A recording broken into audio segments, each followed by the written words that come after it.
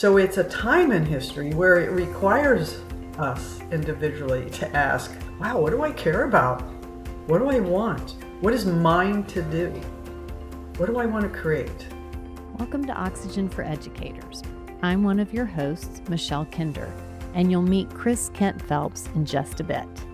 It's our hope to bring you thought-provoking, unscripted conversations full of actionable ideas to fuel your important work in the world. Thanks for tuning in.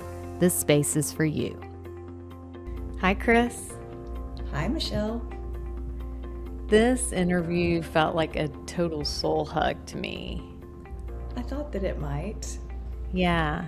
It's the difference between someone being able to teach a model and living from something. And I feel like Donna gave us like the visceral experience of someone who lives into the 3 vital questions and the empowerment dynamic work so methodically, thoughtfully, constantly, and that presence had an impact on me as much as anything she said. Well, I love that you asked her to come on because I had obviously listened to your series on 3 vital questions, but I went back and listened to them all again after I listened to the conversation between the two of you. Made so much more sense. And then but it still felt fuzzy. And then as part of my process to prepare for today, I always print the transcript, as you know, and read it. And so it was not until I read the transcript that it started really sinking in for me. So I wanted to share that for anybody who's listening that might want to try that process as well. That is really, really interesting. Yeah, it might just mean that I'm remedial, but you know. No, you're definitely not remedial. But I do think it takes some passes. It does. At these concepts, even though they're simple and sticky, it takes some passes before it starts to like move into your cells. I think that's right. And also she's another person who speaks in such short, impactful sentences that jump off the page after you spend a little time with it. So I can imagine that her book, which I'll be buying, is phenomenal. So should I introduce this her of which we speak? The mystery, her. The mystery. It's like we're on an episode of Smartless. Who's coming? Who's coming? So yes, I have the pleasure of introducing Donna Zajonc. Did I say the last name right? Yes, Zajonc. Great. And what I love is that she's your teacher, correct? Mm-hmm. That I thought was really interesting to think about all that I've learned from you over the last few years, and that she is another person who taught you. I loved that. Yes. And I loved how she acknowledges that you live into it as well, which our listeners will hear shortly. But Donna is currently the Director of Coaching for the Power of TED, which stands for the Empowerment Dynamic. And that's what the 3 Vital Questions series was based on. Mm-hmm. So if anyone hasn't listened to those 3 podcast episodes, you'll want to after you listen to this one. Donna became a master certified coach and received Washington State's Excellence in Coaching Award in 2017. I found her bio fascinating because she's kind of done everything that there is to do. As she mentioned in your interview that she started out in nursing and was a psychiatric mental health nurse for 10 years. Her bio then talks about she was led into public service early in her career, served 3 terms in the Oregon legislature, and was her party's nominee for Secretary of State. Then she decided to leave politics and became the CEO of a multi-store food retail company. All the while, she says she was deeply curious about the inner landscape of the human mind and went fully into coaching in 2001. Those things don't seem to go together, but she clearly has done them all and done them well. So I'm excited for people to listen to her. She'll speak about her book, which is called Who Do You Want to Be? On the Way to What You Want. And I know we're all going to want to order that book after we listen to this interview.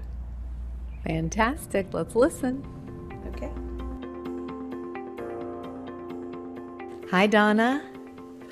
Hello, Michelle. How grateful I am to be here and to see you When you live. first popped on the screen, my instinct was to want to jump through it and give you the biggest hug, and I still feel that desire. So it's so good to have you on the podcast. Well, hugs back to you and thanks for asking. Well, I have a desire to use this hour to really give people a visceral sense of what the empowerment dynamic and three vital questions looks like in a seasoned, tender, wise person. And so that's where I want to tilt it. But to ground everyone before we go there, in case they haven't listened to the series, can you give us the elevator pitch of like what is three vital questions? What is the empowerment dynamic? Yeah. Uh, well, at its very core, it names the human operating system of paying attention to things we don't like and don't want, and then what happens internally in our reactive patterns. And when we name that, which is what David's epiphany was about, and I joined him in business for almost 25 years of bringing that to life. We call it the drama triangle or the problem focused. And when we can see that we're in that reoccurring operating system, we now have a greater ability to observe ourselves operating in it. And as we have that greater awareness, now we live a choice. Now we choose, which our, I guess, original work is naming the parts of us that are our better angels, as President Abe Lincoln often said, the part of us that is our true higher selves, the part of us that can create, can stay focused on what we care about, what we has meaning for us. And then the three vital questions is a framework to help us break that down. Is what am I focusing on? How am I relating to this situation? And what actions do I choose? So that is about as short as the elevator speech that I can come up with. That's really good. And the work that you and David have done to me overlaps so perfectly with nervous system work. Like I feel like three vital questions is a pathway to get people into a regulated nervous system state, and it also represents regulated or dysregulated to me. Like I'm in the drama triangle when I'm dysregulated. I'm, in a regulated nervous system state, able to access creativity, innovation, prefrontal cortex when I'm in the empowerment dynamic. So it just overlaps so beautifully. It's integrated, actually, overlaps, is vertical integration. And so my undergraduate degree many decades ago was in nursing, and I specialized then for about 10 years in psychiatric mental health nursing. And little did I know that later in life, I would work with David to create this framework to be able to self-observe ourselves. And yes, we can intellectually approach, wow, am I problem focused right now? Focusing on what I don't want. What role am I playing? We can intellectually observe this, and it has huge meaning for people that are more intellectually focused. And it is a perfect partner with understanding that how we observe ourselves and so-called get out of the drama reactive roles is, for me, the primary awareness is that we must approach that question of how do I transform from a calm neurological space, because our bodies, as you know, are built to observe threat, and we default to that. Thank goodness it's helped us to survive. But a calm nervous system is the foundation for our ability to think and create from meaning, creativity. What do we care about? So it is a perfect overlap, and especially at this time when we're living in such rapid pace. Our bodies were not made for this speed of life. And with that, I think I didn't first say that. It's a profound statement because it has huge implications for, well, how do we help our bodies catch up with this modern pace of life? And it's neurology and the calming and so many other of the exercises that I know you encourage and promote, and you live personally. That piece, that our bodies were not made to live in our current circumstances, combined with full awareness that no one will do this for you. Like, there's money to be made with you being in a heightened nervous system state, Yes. glued to your phone from fear and anxiety. All of those things are not going to be shifted by external forces. It really is going to take each of us deciding, what does my nervous system need right now? What is it I really want? That's a question that stuck with me, and I continue to grab it at least once a week because of learning from you and David. And then the understanding that I have to make like really intentional choices to live in service of my nervous system. And the 3 vital questions kind of roadmaps that. I like that. It's kind of a roadmap, yes. And, why does any of this matter? Why is there some glue to how this framework is supporting and growing people's ability to self-observe and then to have empowered choices? That's what we called it, the empowerment dynamic. Is that this time in history,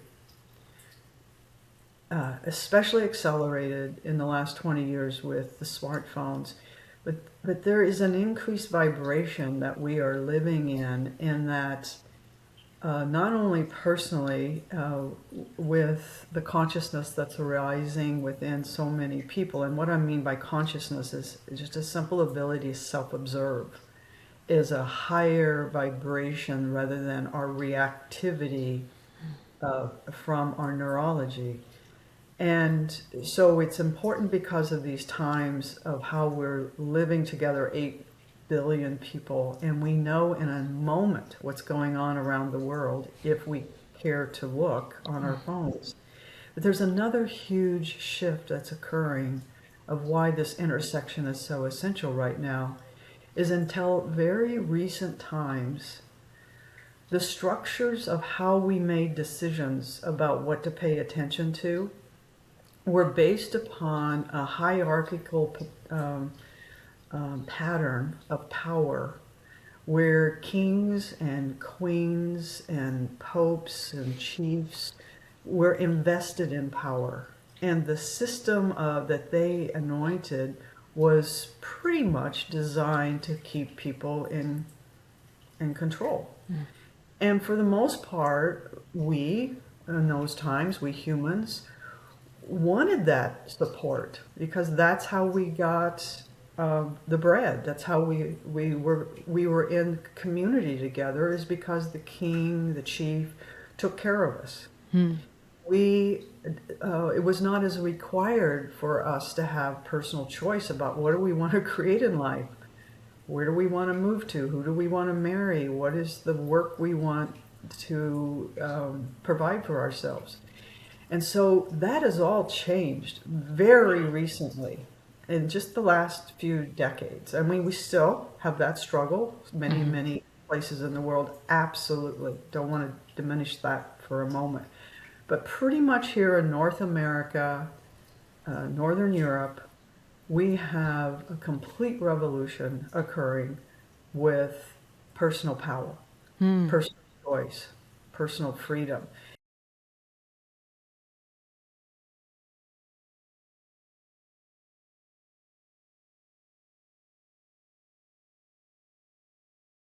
So it's a time in history where it requires us individually to ask, wow, what do I care about? What do I want? What is mine to do? What do I want to create? So there's many intersections here, and all the more reason why a calm nervous system is going to support this revolution that's occurring on Earth in terms of our power structures. Wow. You know, so many people listening to this podcast episode are very socially minded. Like they want to be part of the solution. They want things to be better for more people more of the time. And this is a season where a lot of us can feel very powerless around some of the destruction that's happening or the self-dealing, whatever. What I hear you saying and what I agree with is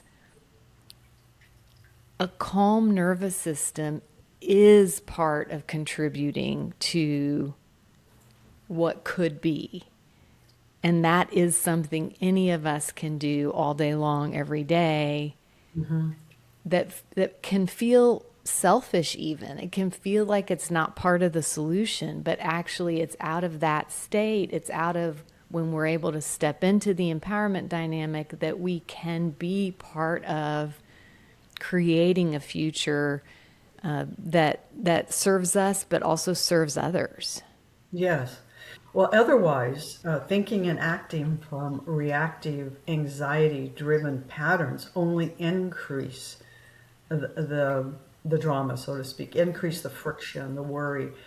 And while it seems like that may be all we know, that's not true. We know as human beings how to shift our patterns of thought and thinking based upon also bringing our nervous system. I think it's a both and. For me, heart math is a very big deal. I really work with heart math to calm myself. And I can see and feel in my body when I am in such a reactive pattern that all I can see is right in front of me. My brain is already determined there's a threat. And when I can calm myself and move into a heart space, and I'm not speaking about the organ called heart, it is the energetic space that is now unabashedly, science has helped us to realize the space that encompasses our heart within our chest is smarter than our brain, is wiser for sure. I would say that. And so we are at that choice point. And yet it is a very scary time for many. And so knowing how to have this ability to care so much and yet let go of not knowing how it's going to turn out.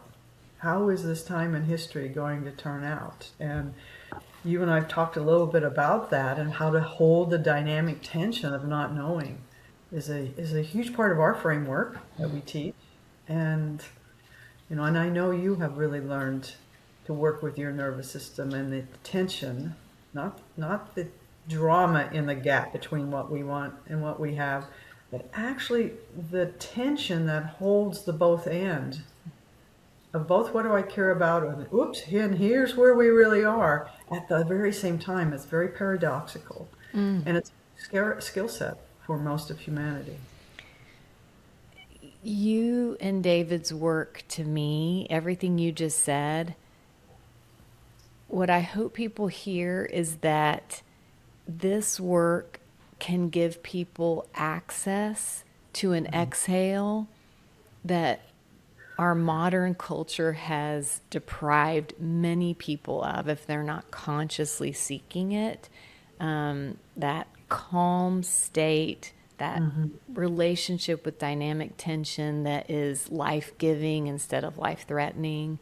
All of those things, my experience with your work is that I still feel like a baby in understanding and applying it. But the second I started trying to learn and apply, I got immediate relief. Immediate relief. And yeah, so the reason I take us there is because I was thinking about how many people listening have potentially become so disconnected with inner peace and they do not know how to get back to it. And I feel like this work gets you back to that. Now it will get you back, and then the world will boomerang you back into, a fear-based, anxious state. And then you keep doing the work. It's like reps in the gym, and you're like, oh, I know how to get back there. Okay, great. That's what I have gotten from living in your work over these years. Well, I think that's the key over these years, because you've really been trying it and you feel the difference in your body. You feel the difference in the wise choices you make. You feel the difference in the way you're more effective in your relationships, and the way you can let go of the ones that, I think they're going to be that way. And you let go and you start making real powerful choices about where you spend your time, who you spend your time with. When you first really get into this idea of applying, and your 3 conversations before today of just brilliant summaries of the work. It's really very simple framework, and yet there's a lot of nuance to it. What I want to build on what you just said is that it's so unfamiliar to many of us, especially when we're in a state of tension and anxiety and worry about the world or about our work or our family, whatever our worry is. To interrupt that worry cycle with creating a focus on outcomes is quite unfamiliar. And why is it unfamiliar? Again, it goes back to our brain, and we're wired to focus on threats and pick up patterns that would give evidence to affirm those threats. Yeah, so a big part of this work is learning, as you say, to focus on what is one thing I can do, what is the possibility here. And that is the creator, challenger, coach part of us that has the ability to ask those questions, to self-observe, to wonder what else is possible here. Our reactive part of us that is named with Dr. Cartman's brilliant framework of, we feel victim-y to it. Oh my gosh, I'll never get what I want. And then our other strategy is to lean in and take charge of what we don't like and manage it, control it. And then the third role, he said, once that dynamic is set up, is we enter in through the rescuer role. Oh, let me help. Let me fix this. Well, all 3, and I enter the drama triangle through the helper rescuer role. Then I play all 3 real fast. But that's how I tend to enter, because I care, I want to help. But here's my point, is those reactive parts of us that Dr. Cartman named are not the parts of us that have the capacity to ask the questions of what do I want? What is mine to do? How do I see the other? What's my intention? All those empowering, amazing questions that you offered in the podcasts leading up to today. The part of us that asks those questions are not the part of us that are in the reactive state. In fact, the reactive state is almost incapable of asking those questions.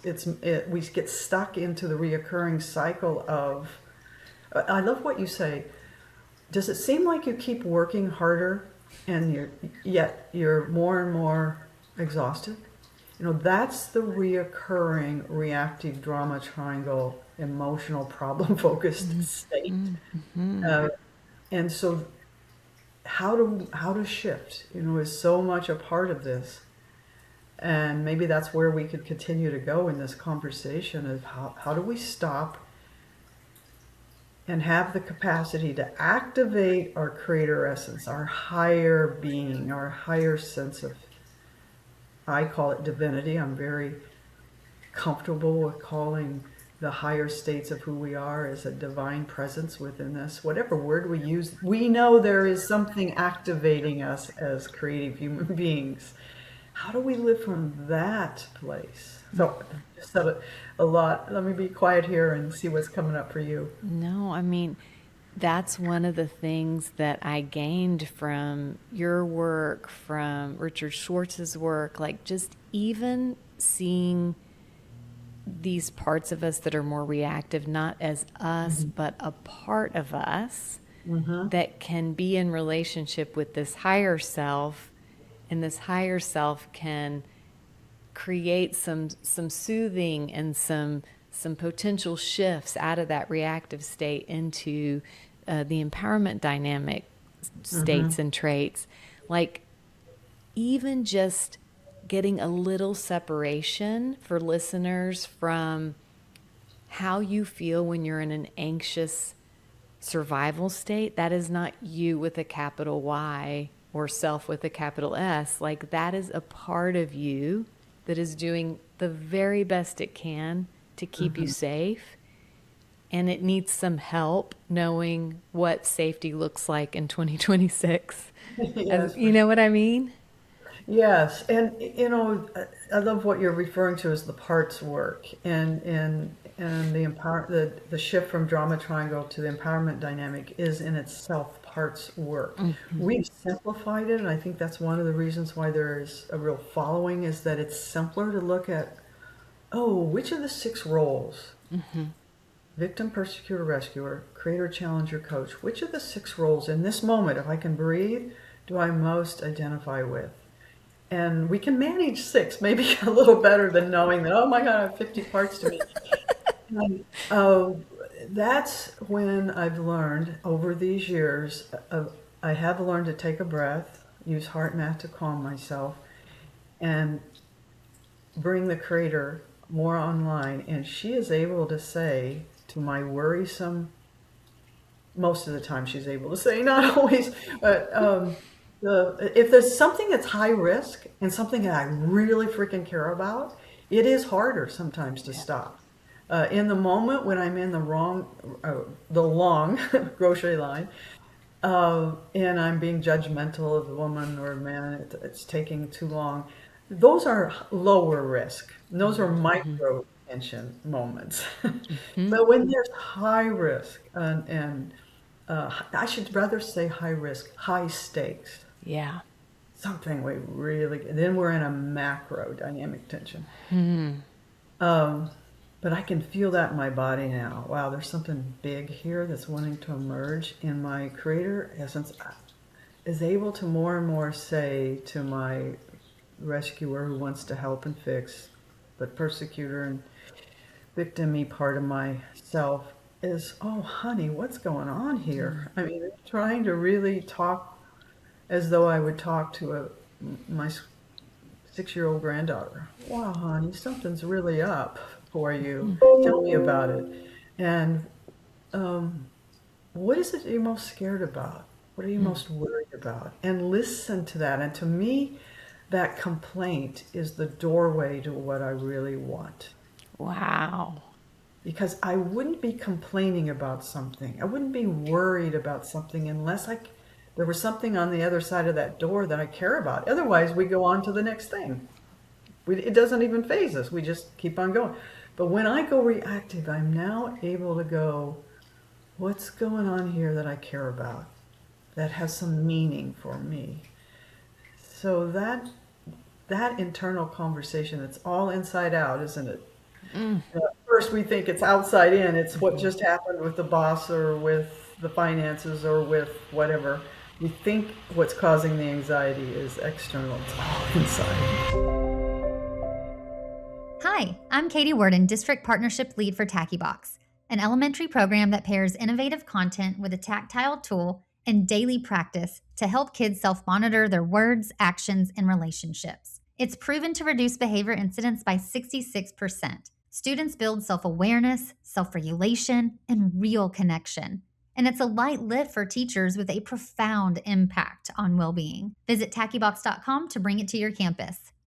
When you're talking about that, like, the big question mark that comes up for me, and I think I'm probably not alone, is how do we amp up this self-awareness without simultaneously amping up the self-judgment that then shuts us down and makes us run from this process? And the way you're talking, there's so much self-compassion.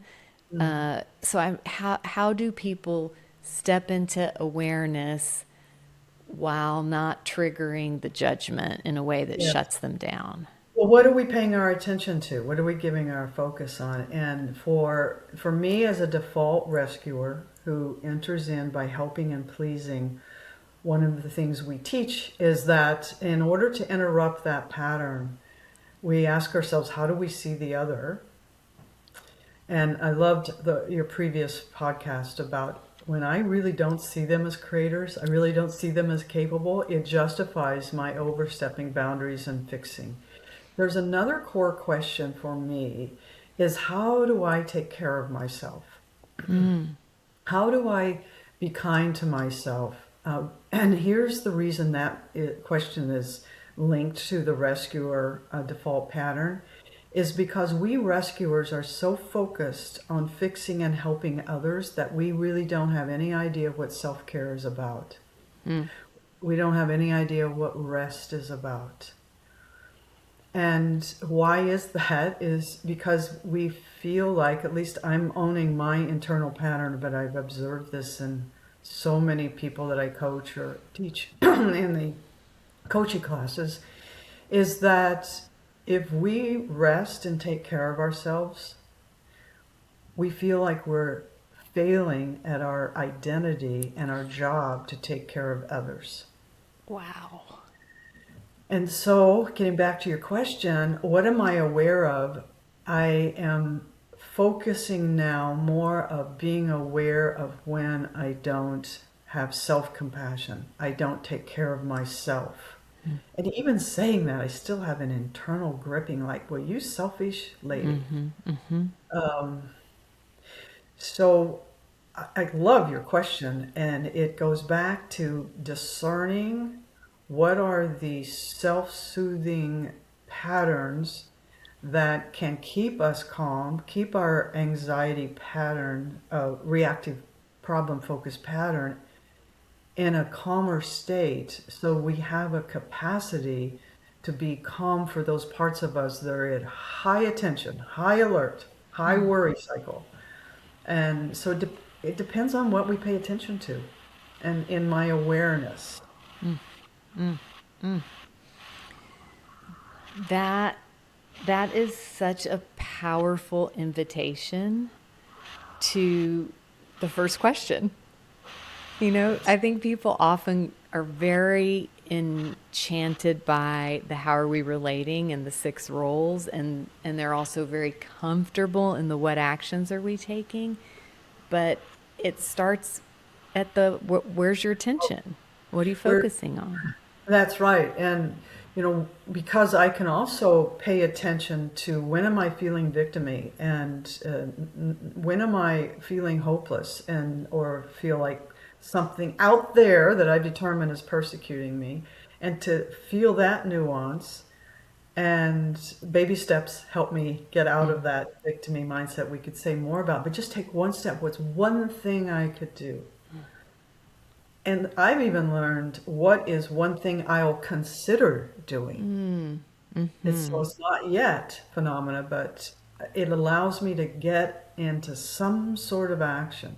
And then when I notice that I'm in a real judgy, blamey, controlling state, which is aligned with that persecuting role, I go back to what is my awareness to what I am blaming and judging others. And this is a big one. I mean, this judging thing is, I don't know, but it just seems like it grips the human heart, blocks the human heart, but it grips us as human beings.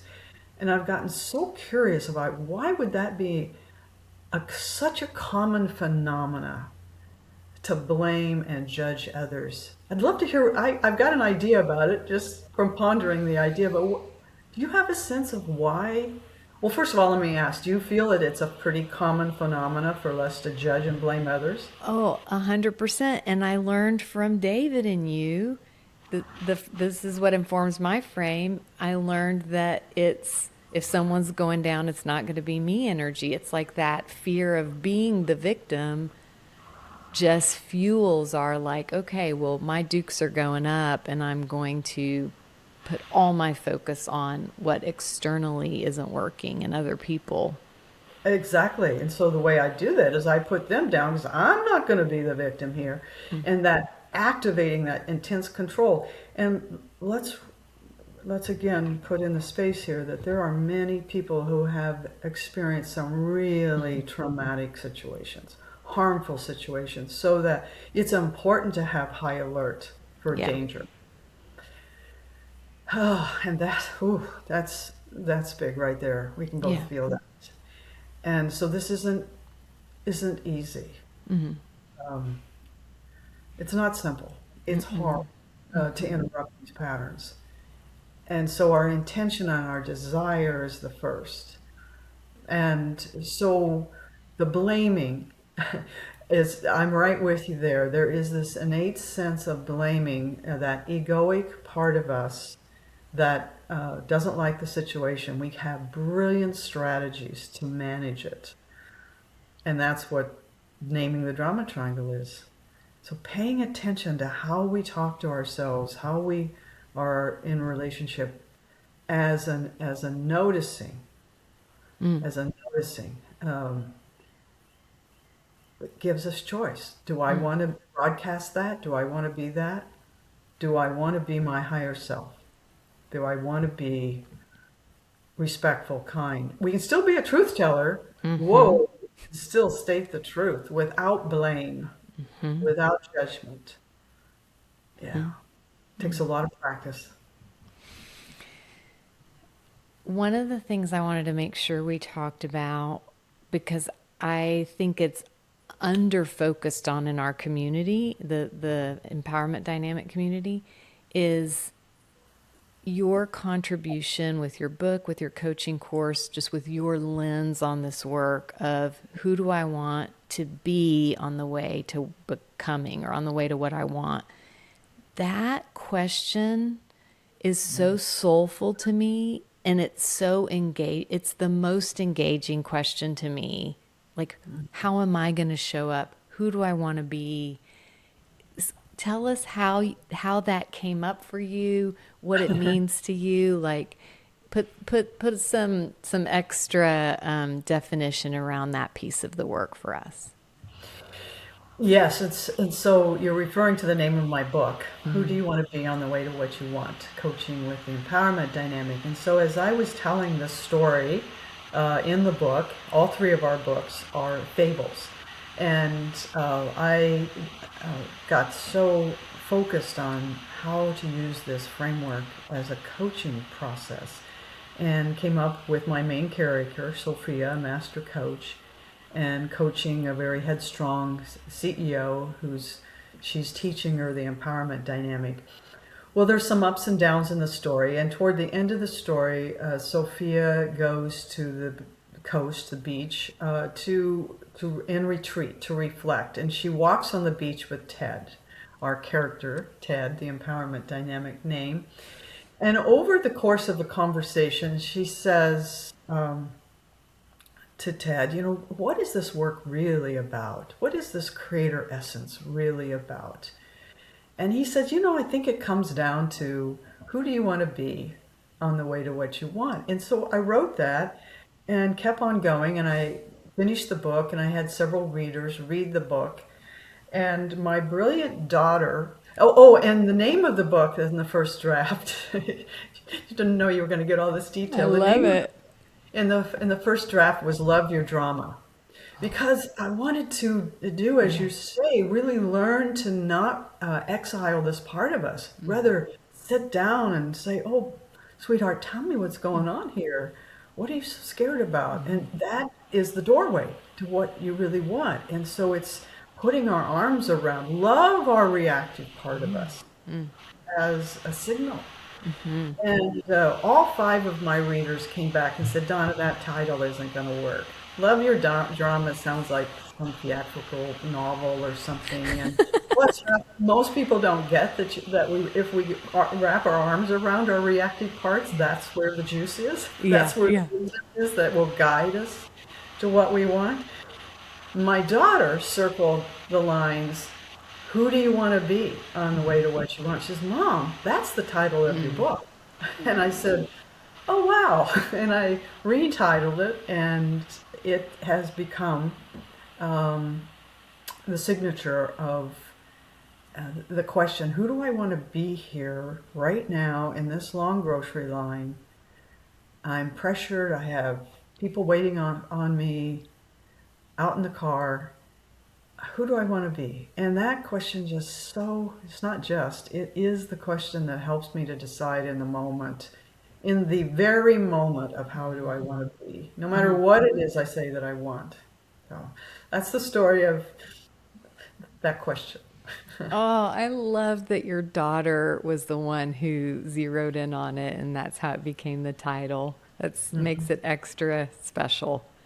Yes, and it's true. She's a psychotherapist, clinical nutrition, really a very highly conscious young woman who helped me to see that. So there's many questions we can ask ourselves if we can catch ourselves, if we can in the moment catch us, just a lightning pause just before we get triggered and go reactive. For me, that is really the miracle.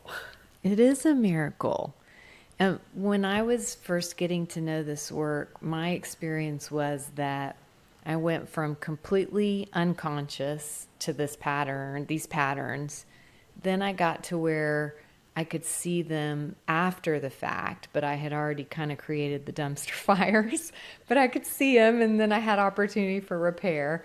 Then I got kind of closer to the moment. I could like see it in the moment, but I couldn't shift.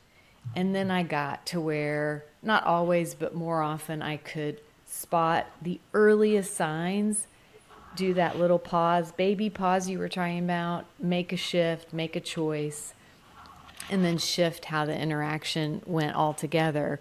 In, in no way 100%, but more often.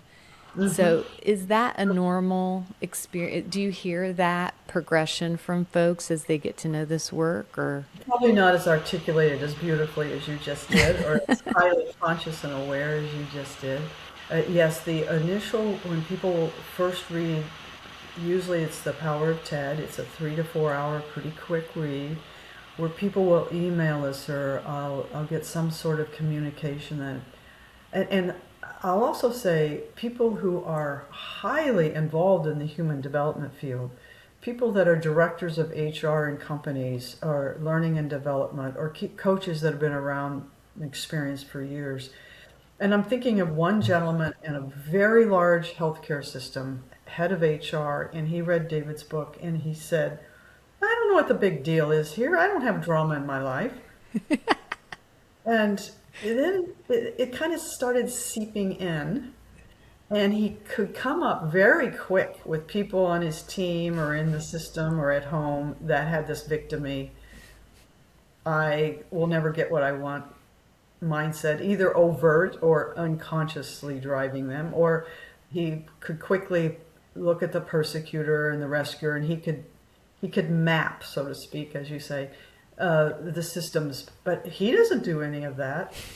And it just gradually seeps in. And he tells a very funny story now, at least a dozen years later, where the empowerment dynamic became his complete go-to system. It's his most popular classes throughout the healthcare system. But it took a lot of seeping. That's the it's something is softening in your heart to be able to see your patterns, because there's a lot of capacity to be quite intellectual and offer big opportunities and systems and organizations and teams. And gradually you start noticing that you're working so hard, you're so exhausted. Those are the folks that I think see the empowerment dynamic as a lifeline to living differently. And as you do gradually, you move from naming everybody else that's in this. I forgot about that step. I definitely did that. Yeah, because that's what's so fun. People get it. First of all, when you outline the 6 roles, people get it in 5 to 10 minutes. Yeah. That's one of the other things I love about this framework. It's very fast in the simplicity of seeing it. And why is that? I think both Dr. Cartman, who named the drama triangle, and David, who named the empowerment dynamic, has named universal archetypal human patterns because it resonates so fast. To me, that's the sign that it's universal. And so you see it in others, then you begin to see it yourselves, and then you begin to open up with some questions, with some experiences. And you ask yourselves, do I want to be living with a little more freedom, a little more ease, and a whole lot more effectiveness? And that's when we keep practicing. Practice, practice, practice. Practice. Yeah. Yeah. And then one other key thing is that compassion, when you notice you didn't do it as well as you liked in the moment, but later you go back and debrief and challenge yourself to open up and become much more trigger intelligent. What comes up for you when I say trigger intelligent? Yeah, the combination of meeting those moments with compassion and self-compassion and believing that those reactive parts of you are acting in service of you. They're just mismatched with where you are in your time span or life development or whatever. The combination of those changed my relationship with triggers. Yeah, exactly. And for me, it's that, and then anticipating situations that are going to activate those reactive situations, those reactive patterns of me over helping. I'll Yeah. anticipate that with my adult children. Yeah. I'll anticipate it with someone in my network that I have tended to be a little over helpy or over caring. Yeah. So as I anticipate them, I become a little more intelligent about, I'm at risk here to old patterns being activated. Oh, nice. Yeah. Yeah. I mean, go to anyone's house on Thanksgiving. It's just, you can't dodge it. Oh, isn't that true? We all care so much, and thank goodness we care. Yeah. Thank goodness. And as you also know in my classes, we talk about the cost of overcare. Oh, man, is that a big one for our listeners? Yeah. One of the big things I got from, or I continue to get from your work, is a sense of agency. Like, it just feels like I always have something that I can participate in to change how I'm experiencing whatever's happening. Can you speak to like what is it that's happening for me, and is that universal with people that are engaging with the empowerment dynamic? Well, it's certainly a pattern I see and feel with you. You have such high agency, personal agency. So let's maybe dissect it from when we don't have something. Again, when we don't have something, I think it's very instructive to look at our questions of how to move out of the drama triangle of TED is, what do I want? What do I really care about? What has meaning for me? And more times than not, we don't know what has meaning for me, what my purpose, what I care about, what's the outcome I want, all those descriptors we use for the creator outcome mindset. Yeah. And so in our coaching classes, we really emphasize it's okay to start with what you don't like and you don't want. That's so familiar. But we understand it and focus on it as, again, that doorway. So if we didn't have agency, what would it look like? If you could put yourself for just a moment in Michelle and an identity that you don't have agency, what would you feel? What would you experience? How would you behave or think? Yeah, I think I would feel despondent. Like I would feel heavy and sad and overwhelmed. Yeah, those are feelings. What would you say to yourself? What would you think? I would probably think there's there's nothing I can do to make this better, or Yeah. Okay. it's Perfect. not safe here. Yeah, things like that. Yeah. And I'm curious what then in this very simple little conversation here, then how might you behave? Very self-protective, very probably pretty muted. Like I think I would hide literally and figuratively. Yeah. Or my back would go up like a cat, and I would, be more like, if someone's going down, it's not going to be me. Yeah. Well, and let's again be clear, there are situations where we need to have that. But see, to me, that would be a personal agency where we take charge of how we protect ourselves. So let's go to now resting in a full stance of personal agency. Now, what might you say to yourself? Yeah, what's mine to do? That's the question that drives me when I feel rooted, resourced. What's mine to do? How do I live in service of my nervous system so something can flow through me that serves others? Things like that. And when you focus on that, what is the inner state that arises? I mean, instantly, just in these few minutes that we're talking about this, like it's lightness, it's freedom, it's curiosity. Uh-huh. Like it's like, oh, this is what we came here to do, and I get to do it. Like even the hard stuff. Wow, look at, and if those listening can maybe not see your face, it's all lit up. And so now we respond to our inner state, which is not a truth that is commonly taught. We think we're responding to our thoughts, but the actions we decide to take, even the smallest of baby steps, is in response to our inner state. And so in this inner state, now what actions might you take? I mean, I think when I'm in this inner state, I almost can't not take actions toward what I think is mine to do. So whatever that is in that moment, it's just I feel it's really easy to go with the energy. It doesn't feel like work. It doesn't feel like I'm slogging. It's sort of illuminates itself, Beautiful. Yeah. and the drive is there. You just described creative energy. And we cannot not do it. If we really care about what we have discerned and focused, if it really has meaning for us, it'll evoke an inner state of the creative impulse that lives so deep in the human heart.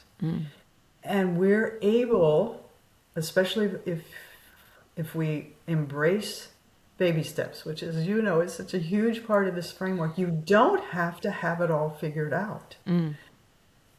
And almost everyone, when we go through this, they know one step that they can take that's theirs to do. Learn, adjust, take one more step. And we baby step ourselves to creating and manifesting those outcomes. To me, that's agency. That's sovereignty. There's many words, I guess, we could describe this sense of empowerment. And it's so playful, even around very serious things. This inner state and the actions that flow from it are so playful to me. Oh, I love that you said that, because it's not always playful. It's like this, especially for me, because I have this default rescuer part of me. Oh, I got to figure this out. It's kind of my deficiency story. Oh, okay, I got one step. I know how to do this one step, and I got to figure it out. And that's when I clamp down, I constrict, and staying playful is really what's up for me right now. Interesting. Yeah, staying playful with this, not because it means you're in a state of not knowing, and the egoic part of us detests not knowing. Yeah. And that's what triggers our reactive patterns to try to control and grip. And so for me, that's what I pay attention to when I'm not being playful. I'm not being lighthearted. I just described what I don't want. I, I don't want to be playful. Well, then what do you want? I want to be playful. To me, that's how it's okay to rest for a few moments in what you don't want. That's such a generous frame, to kind of be like, okay, if you can't get to it straight, then go around the block and get to it. Like, go through what you do know, what you don't want, and allow that to inform and Yes. lead you to what you do want. That's so nice. With compassion. With compassion. Because that's the doorway for me to the playfulness, the lightheartedness. You know, Yeah. and there's a really big elephant looming in this conversation, though, and that's letting go of knowing how it's all going to turn out. This big letting, the LG phrase, letting go. Yeah. Because our reactive, egoic mindset wants to figure it out how it's going to turn out. But the downside is that what is unlimited possibilities does not rest with the egoic mind. Because the egoic mind cannot include magic, cannot include miracles, cannot include the vastness of the creative process. I just got whole body chills. Yeah. So letting go, taking one step, letting go of how this is all going to turn out. And as David said, oftentimes, sometimes it's 2 steps back, you know, and 1 step forward, you know, and yeah. And I also love that y'all always say you never know when a baby step is going to be a quantum leap. So my work, for example, is to keep doing the steps, but you don't know when that next step's going to unlock something dramatic. Look, my dogs are into this. They're like, yes, Yes, say more. I don't know if you can hear them, but they're going nuts. they can. You know, and I want to offer, I know we're about ready to wrap up here. I want to offer something else about these times because it's very confusing what has occurred in, especially the United States, in that there's such a jolt to systems and such confusion and worry about how all this is going to turn out. And one of the first things I learned in coaching school 25 years ago is that breakdowns lead to breakthroughs. And to hold the breakdowns with love and capacity, because you do not know what seeds of new emerging are being sown. And for me, I have a larger context, I guess, this larger energetic cocoon I'm living in right now, to trust that breakdowns lead to breakthrough in my own life with so many losses lately and so many changes, to keep holding possibilities in a way that the leap, we never know when what this breakdown is going to lead to a leap vaster than any possibilities I could ever imagine. I love that so much, and it speaks to each of our role in midwifing that, which to me is be in relationship with the dynamic tension, be in relationship with where you are in terms of the drama triangle or the empowerment dynamic, follow the energy, be in relationship with those baby steps and that sense of agency. And know that in doing that and offering yourself the lightest, freest, most hopeful version of your own life, that you are contributing energetically to this breakthrough being a reality. I don't know if that sounds like jibber jabber.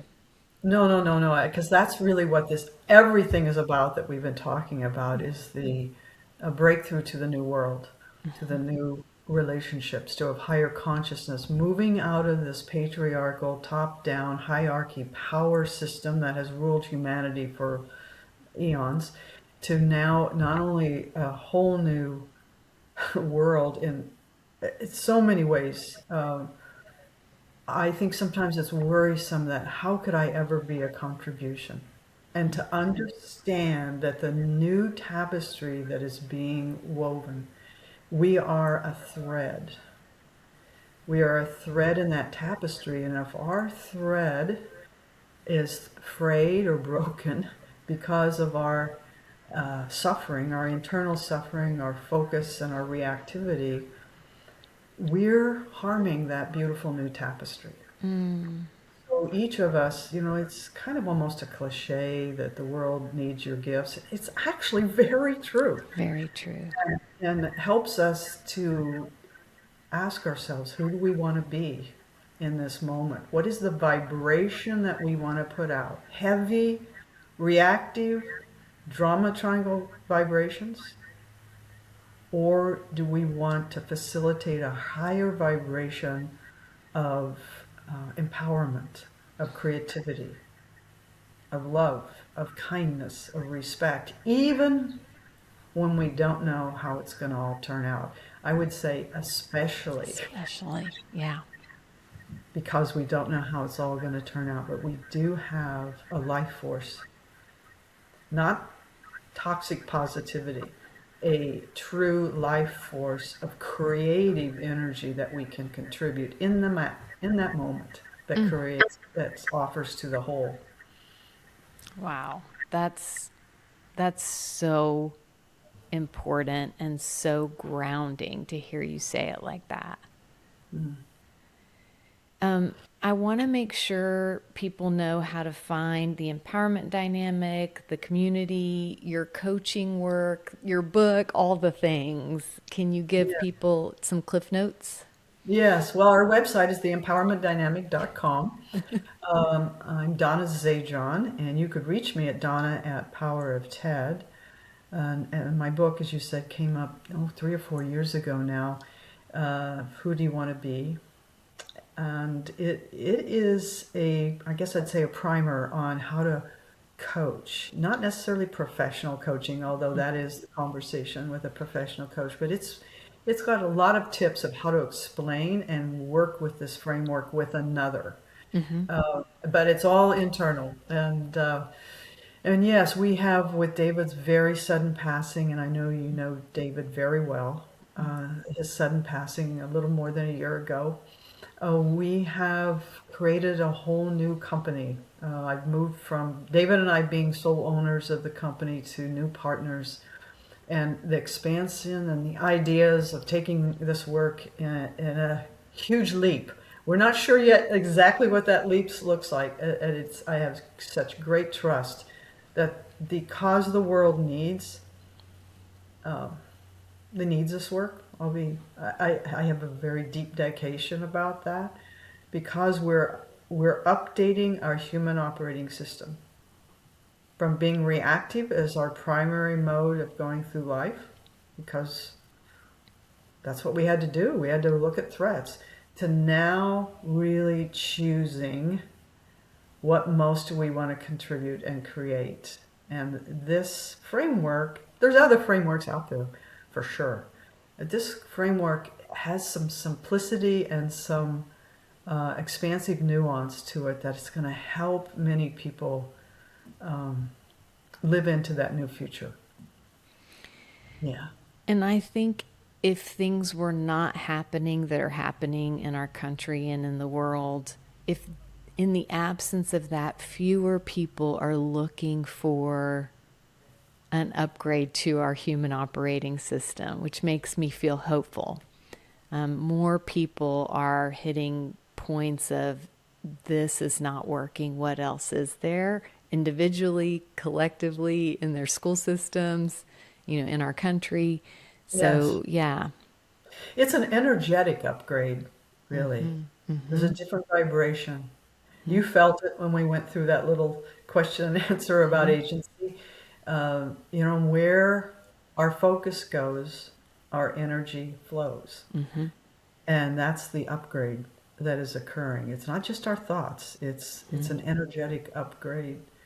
And I believe this is where the world is going, and that is the hope that I continue to know deep, deep in my bones. Even though the breakdown feels very real right now, we're on the verge of a radical new way of living together on this globe as human beings. I may have shared this on the podcast before, so my apologies if people are hearing this again, but I heard someone talk about this time in our history, and believe it, don't believe it, whatever, but it's grounding to me. She described that the souls that are on the planet right now fought to be here. We were like elbowing other souls out of the way to be here because it is such a magical, energetic upgrade trying to happen. And each of us have a role, that thread you talked about in the tapestry, to support that. And it's the honor our souls fought for. And many, many souls didn't get to do it. And here we are. And what are we going to do with that? Gosh, I am so on board with that. So Yeah, on board. me too. I So think this is a lovely. divine inspiration for sure. We're being asked to be so much more than we've ever been as human beings. Yeah. Yeah, for sure. Thank you. Gosh, you're doing such great work. Thank you for inviting me to this conversation. It's gonna inspire me for the week for sure. Thank you, Donna. I love you and I love David, and what incredible legacy forward you and the new team are doing to honor his unbelievable life and his unbelievable contribution. And I'm just so grateful that you're in my life and that I've gotten to learn from you all these years. It's made a huge, huge difference for me. Yeah, so much love to you. Blessings. And as David always said at the end, here's to the Creator in you. Thank you, Donna. Well, we are back. I'm super curious to hear your take on all of that. It's a lot. And as I mentioned in the introduction, it takes me a little bit of time to get my mind around it. Like what I noticed as I listened to the 3 vital questions again, this interview, to get to the transcript reading, it was like I felt like foggy headed until it started just clicking. And now it feels like a fun game to work on.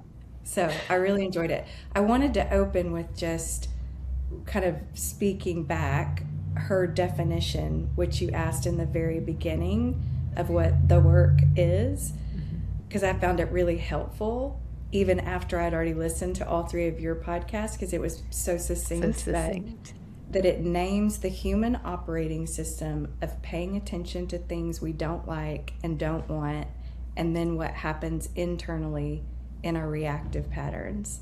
And then a couple of Donna's statements throughout the conversation were, our brain is just doing its job to protect us. These are natural reactions. We're wired to focus on threats and pick up patterns that would give us evidence to affirm these threats. So I'll pause there and tell you a story, and then I want to come back to kind of the second part of their original work. But I had written that down this morning as my opening point, and the boy of joy just got back from Colorado. That's my son, 16-year-old son, Jake, for anybody who doesn't know. And his car was in the shop, so I got to drive him to football practice this morning, which is like my favorite thing. And I don't get to do it very much anymore. So we were having a conversation, and he had something that he was really hopeful and excited about not turn out for him in the last few days.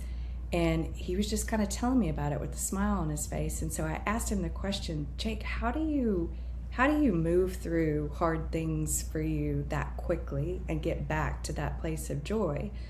And he said, I don't know, Mom, I just do. And then a few minutes later, our mechanic texted me that he'd fixed the front of his car for him for free. And Jake just got this big grin on his face, and he's like, Mama, it's going to be a good day. It's going to be a good day, Mama. And then he goes, oh, that's how I do it, Mom. He goes, I just focus on the good thing that's going to happen that day. And he said, I've learned from listening to people around me that if you focus on the negative things, you're going to build a life for yourself that's not what you want it to be, and it's going to be negative.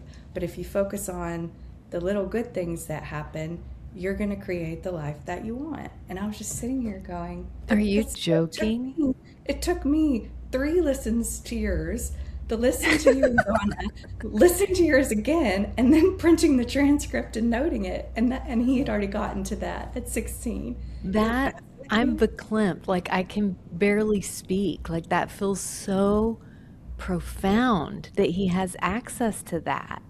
It does. And it made me think a lot about, Chip Conley speaks often about the importance of intergenerational conversations and teams. And I had made a note later on that I wonder if younger generations grasp this faster than older generations. And then that happened in the car this morning. So I just thought that was so fascinating. I hope you're internalizing that you've created the container for this soul to blossom into this kind of a thinker at 16. Well, thank you. Thank you. That's all you can say. I'll say it.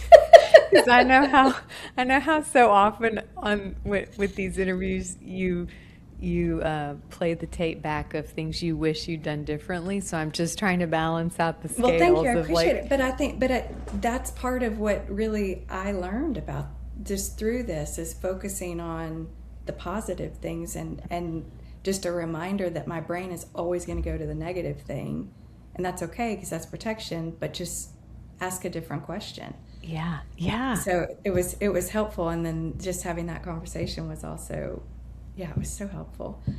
I'll say one more thing, and then I want to hear what came up for you. But the second piece that I had jotted down just about her definition of the work is that their original piece of the work is naming the part of us that is our truer higher self, the part that can create, stay focused on what we care about and what has meaning for us.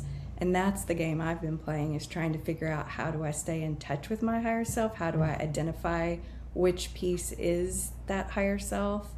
And I felt like the questions are the clues. It's like breadcrumbs back to yourself, back to your creator essence. And I like that Donna called it your higher self, because that's just the quest that I've been on. And also knowing when you feel that you're in that creative energy, you're there.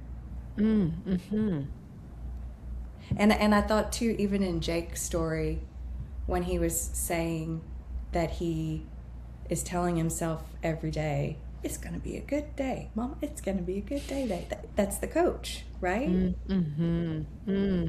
He's coaching himself. Coaching himself, and then also the fact that he could pull up and go, this is what I see other people doing and they're miserable, and so I'm at 16 looking for an upgrade to my operating system, which is the work with the empowerment dynamic. It's like problem focused is kind of our norm for very good reasons, and the upgrade is outcome focused. And that's Jake. Well, I still can't get past that. Like, that feels so huge to me. Because I think his baseline is joy. It always has been. That's why I've always called him the boy of joy. Like, that's his baseline. So he knows he's feeling differently, and he's figured out strategies to get him there, get him back to that baseline, which is what all of this work is about. And that joy, if we overlay the nervous system work, that's the ventral vagal. That's that green gummy bear that we talked about a million episodes ago. That safe and connected, joyful, light-free essence. And Jake at 16 is already living into David and Donna's work of the first step being, the first vital question being, where are you putting your focus? Wow. Love it. Okay, your turn. I talked a long time. No, I loved it. Okay, so I have so many, but one came up when you were talking, and it was the way that my notes are kind of a mess this time because I was so engrossed. It was the way that Donna, rather than like trying to shoehorn us into being outcome focused, she talked about the permissiveness of that sometimes the door is the complaint. Like, it's okay to start with what you wish wasn't so, wish was different.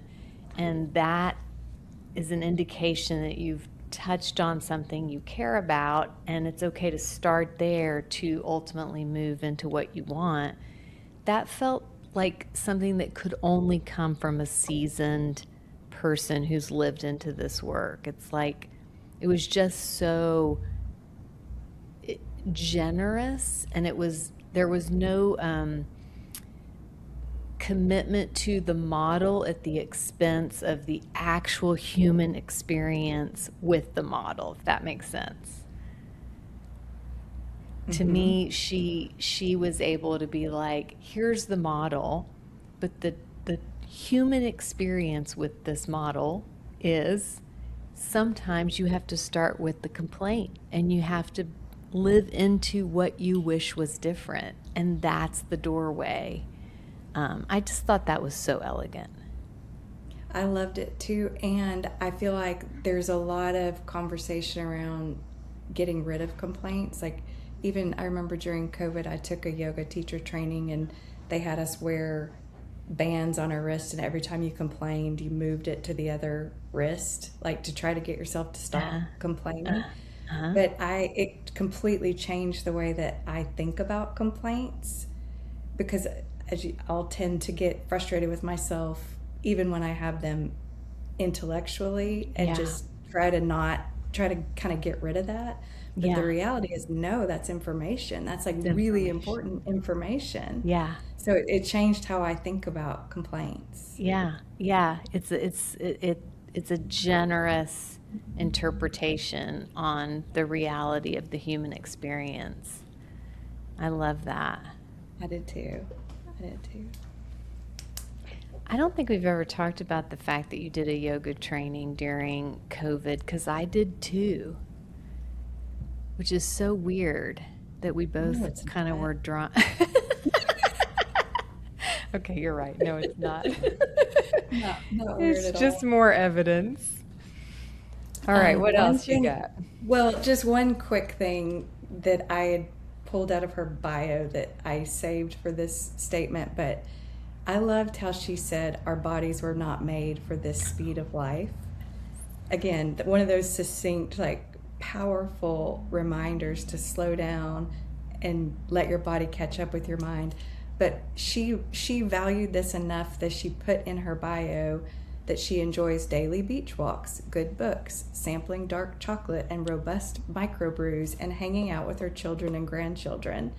The fact that that made it into her bio talks about, says to me that she's consciously living, not just every once in a while beach walks, daily beach walks, doing those things to slow down. And I felt like that was, I mean, it was helpful for me, as we can imagine, but for our listeners who are busy, with education jobs, to just remember that. And I know at the beginning of our podcast, we were asking a lot of people, like, what are those things? And that was a common thing, reading and exercise and dancing. But Donna put it in her bio, up there with 3 terms on the state legislature. Right. Oh, that's so cool. the commitment to it is not it's not theoretical. Right. And it's valued at the level of, at that top level that made Yeah. it in. So really is cool. it that wrote about like resume living or eulogy living? Who was that? I don't know. I'm not going to come up with the author, but the concept was that our culture kind of values living in a way that builds a resume, but the alternative is to live in a way that when people are eulogizing you, they have a lot to say. And it's very different living. To me, that connects to Donna's, the way she built her bio. It's eulogy living. Mm-hmm. Oh, Love that. Love that.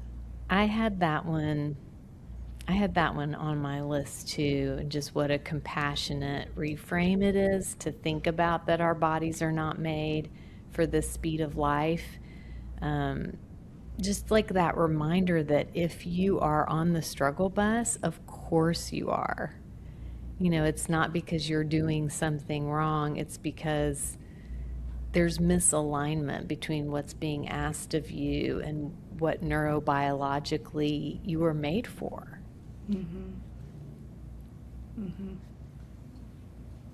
it's a hard leap to go from one to the other, but hopefully there's always some little baby step that can be offered. I could just go back to your 30 seconds extra in the bathtub when you first left Momentous, and you were like, every time I've asked you, like, where did you start?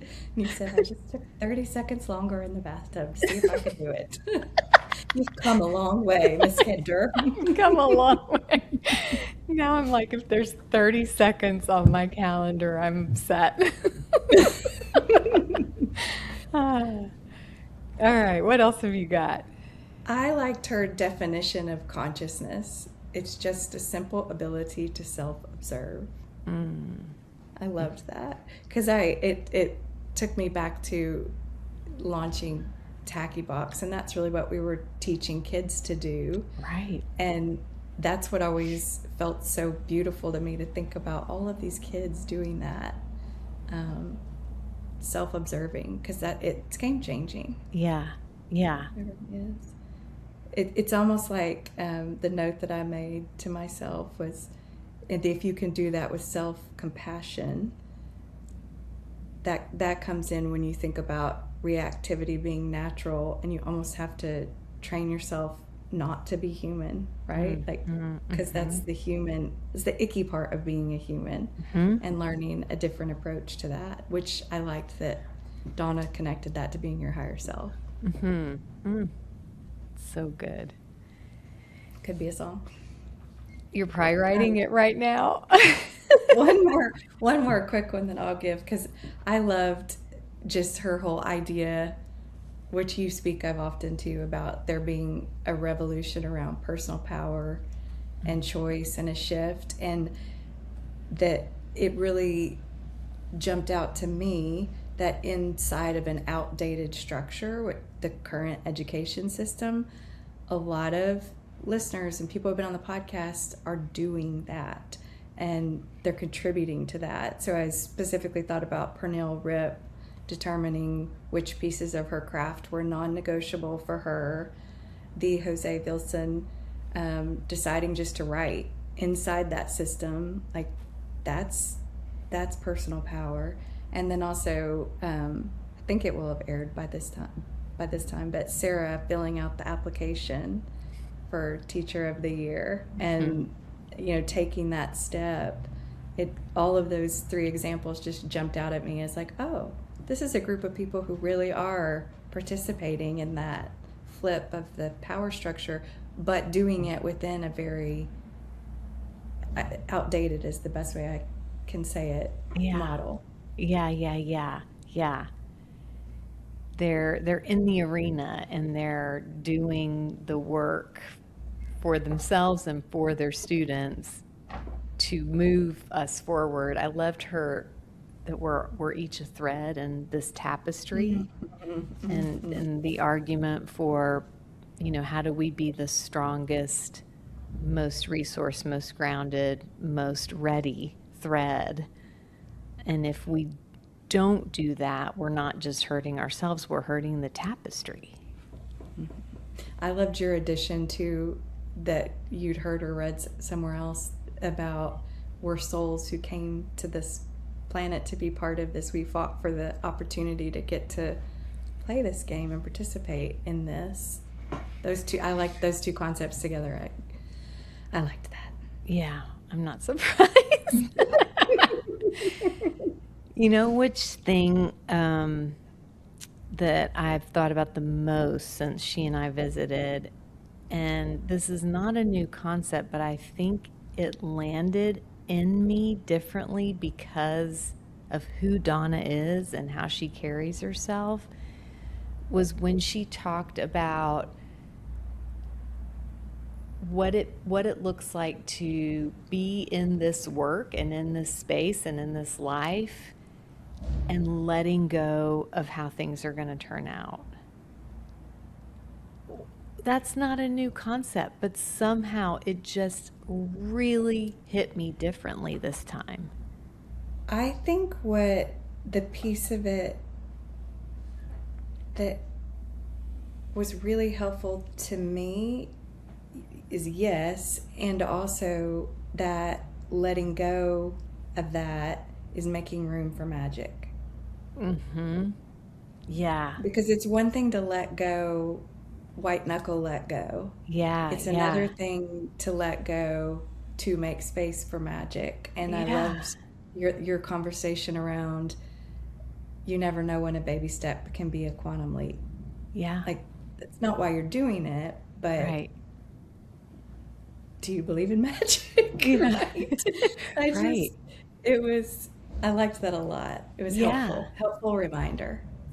Yes, and that the alternative, that sort of white knuckling or that sort of like, I need to know how this will turn out or I can't even be in the game, that egoic self that she talked about crowds out magic. It does. That was really powerful. And it feels like part of what's shifting in our collective consciousness to me, the understanding the cost of the white knuckling and how we could be moving through space and time with each other if we were leaning more in the direction of the magic. How would you apply that to our listeners, like educators in a system that's frustrating?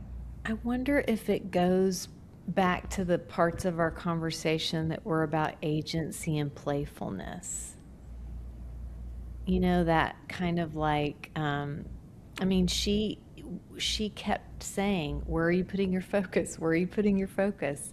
And if your focus is on where you're headed or what you want, or even sitting with the complaint as a doorway to that, then you can access that lightness, freedom, playfulness, and then you can show up even in systems that feel oppressive and create your little spaces within them where you feel a sense of agency and you feel a lot of clarity about how what you're doing every day connects to your purpose and your meaning.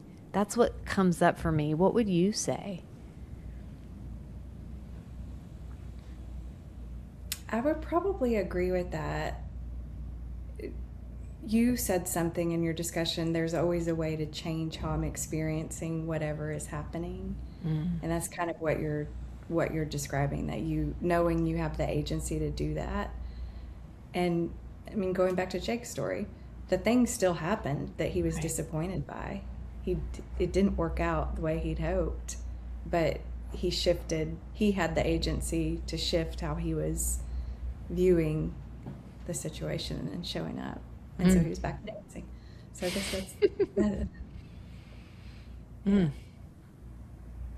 Love that. Yeah, that concept that there's what happens to us and there's our external circumstances, but then there's the sense we make of it, or our internal relationship to the external stressors.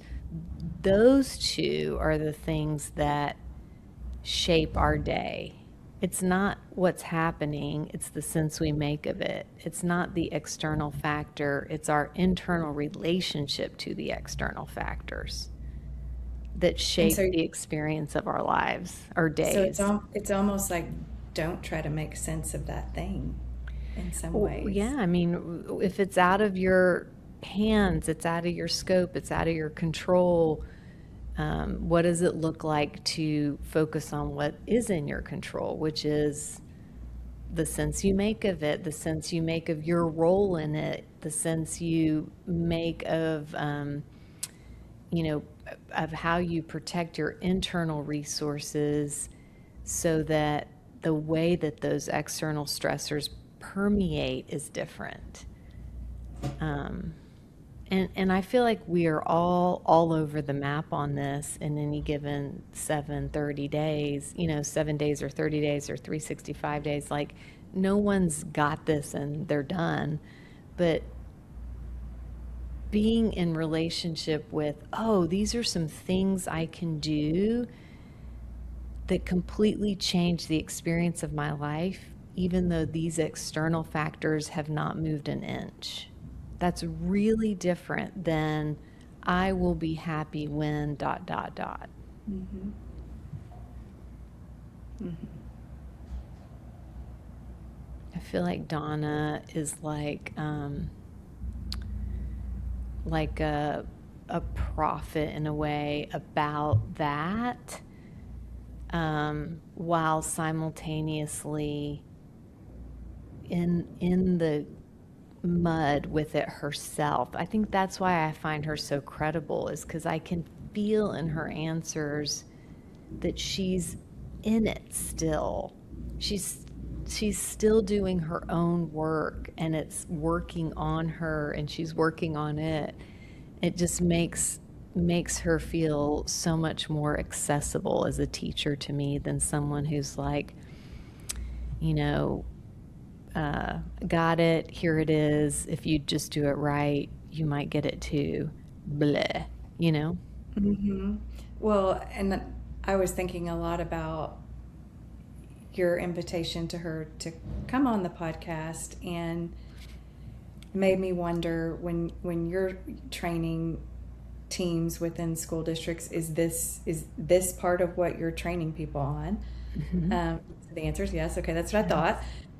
But to get this framework and content to people to model it, not teach it, but model it for kids, is game changing. Yeah. I think that's exactly right. There's that's the macro thing that I couldn't put my hands on. That there's the 3 episodes that we talked about: the model, valuable, interesting, cognitively engaging, and then there's the sitting with Donna, who is a master teacher, a master coach, and a master of her own internal domain, because she continues to do this work. It's an entirely different dimension. Wow. Is that dementia when you accidentally say dementia? No. It's an entirely different dimension of experiencing what's possible, I think. I think that was what felt so moving, I guess. Yeah. Love it. What else have One you other got? piece that I really appreciated was her discussion around microtension versus macrotension. And it actually helped me look in the mirror to notice something that I do, which will be game changing for me going forward. because I took myself through this whole discussion, because I feel like I'm pretty good in the grocery store line. Like, Yes, I'm not going to get it. I'm pretty good. I'm pretty good there. But what I realized I was doing to myself is I was focusing on, for those who don't know, I'm just finishing treatment for breast cancer, and I have very aggressive biology, which is indicated by what they call a Ki-67 score. So I've been focusing all of my energy on that Ki-67 score, not the fact that I've done all these treatments that now make there be a 95% chance cancer's not coming back. I just immediately go to, but I have aggressive biology, so I just need to prepare myself. Wow. And that's where it's like I was failing at the like at the big thing, which is I want to live, and I don't want to live my life in a hospital. So just that framework was such a shift for me all day long today, all day long. Like my Makes brain me has want to never cry. to that place again. Oh my God. So if you hear me That's do that, so you have emotional. permission to remind me. You know I won't do that, but I'm so, that's really moving to me to hear you say that, because I can imagine the prison that was putting you in. So thank you, Donna. Donna, what a gift. What a Such a gift. gift. Wow. Damn. Where do we go from there? I liked how she named the difference between toxic positivity and life force. I just liked her use of the phrase life force, and that it's not about pretending things are fine, but it's about staying connected to the creative energy that allows us to meet reality without becoming consumed by it. That felt like such a lovely invitation to me. Both She like, also, yeah, go ahead. well, she also used the words that if we really care about what we've discerned and focused, if it really has meaning, it'll evoke an inner state of that creative impulse that you just mentioned that lives so deep in the human heart, and you can't not do it. Like that, you just felt like momentum, and it was very inspiring to look for that. And maybe that's a question. really concrete thing listeners can do, is just start doing little baby experiments where they follow the energy. Because if you're in like a slog, you are probably not being driven by that creative life force energy. If you cannot not, wait, what is it? If you can't not do it, Not do it. then you probably have shifted into, that space where things are going to move forward in a way that feels joyful and surprising. But the how, it doesn't have to be some dramatic thing. It can just be pay attention to where the energy is. And if you have a choice point and one of the choices has even the tiniest bit more magnetic attraction for you, or energy or curiosity, start going left, going right, going left, go toward the energy and just see what happens. What's an I think you example? can live your whole life that way. An example of that might be what you say yes to, what you say no to.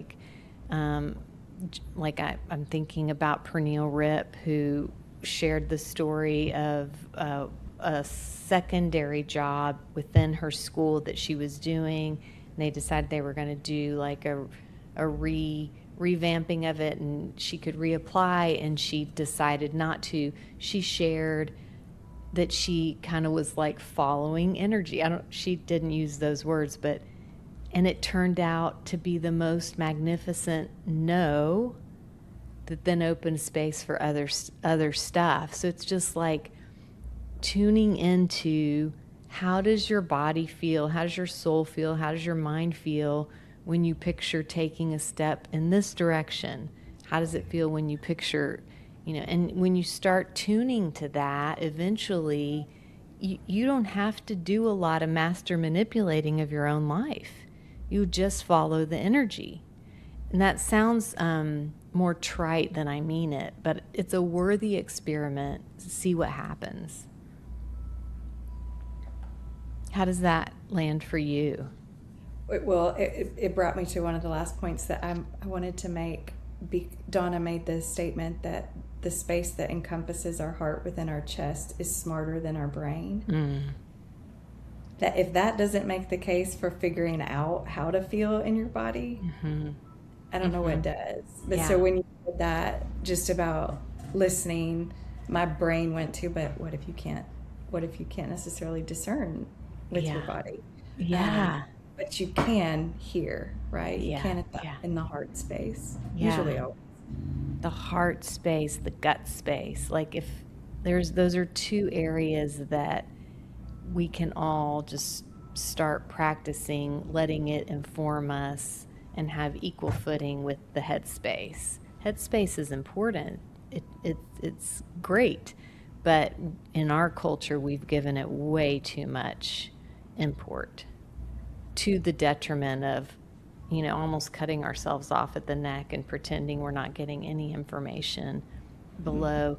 And I'm going to mess this stat up, but it's something like we think our brain is giving our body all this information, but it's something like 80% the other way, gut heart up instead of head down. So your body's telling you a lot all the time. One word that has really helped me is ease and unease. Because sometimes it's hard for me, especially at the beginning when I started doing this, to sense what was going on in my body or follow the energy. But I could almost always tell if something made me easy or uneasy. Oh, that's interesting. Now you tell me.